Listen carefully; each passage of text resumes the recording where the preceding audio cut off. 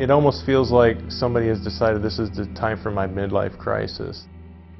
Never expected this in any scenario. Oh yeah, hell yeah, it was a huge gamble. We were really given only a couple of weeks to actually make the decision. The only advice they gave us was, you have to make the best decision for you and your family, and that was it. In early November, Chrysler offered all non-union salaried employees a voluntary buyout, as it tried to quickly cut costs and avoid running out of money. For those with 10 years or more service, Chrysler offered $75,000 and a $25,000 car voucher, all taxable. Steve and Jim, both engineers in the body fabrication unit, were among the 5,000 employees who took the offer.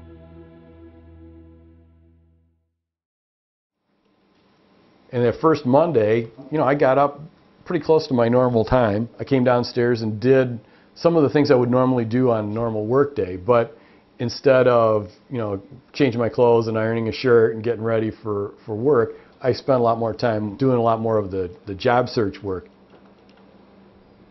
Despite being highly skilled engineers with many transferable skills, they now face the challenge of finding work in today's economic climate. So far, there are jobs available, but there are also a lot of people that are looking for them. So I have not yet to date had a offer.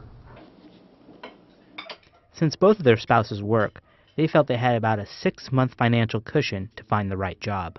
When I saw what was available to me, I talked with my wife, and because we've been preparing for a layoff, we had things pretty well in order. It is Dad. Oh, it's... Here, take my rewards card too. The biggest concern was to pay for college educations that, our daughters were involved in.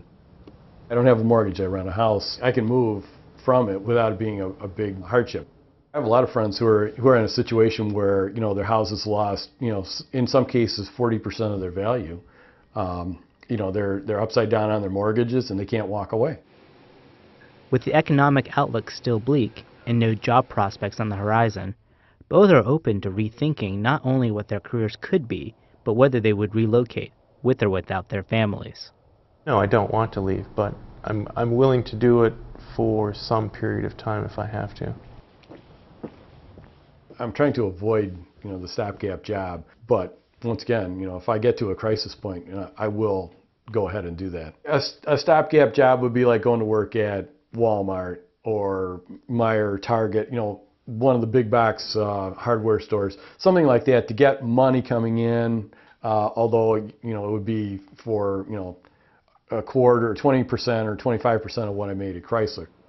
But before this happens, Jim is first returning to school to get a degree in construction management, hopeful that President Obama's stimulus plan will create more construction jobs in Michigan.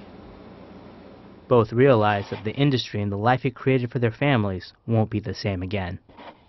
I question myself sometimes. The longer it takes to find a job, it's like, boy, maybe I should have stayed. But then I read news articles that are questioning the viability of Chrysler because of the continuing slump in sales, and I say, well, maybe it was smart to get out while I could.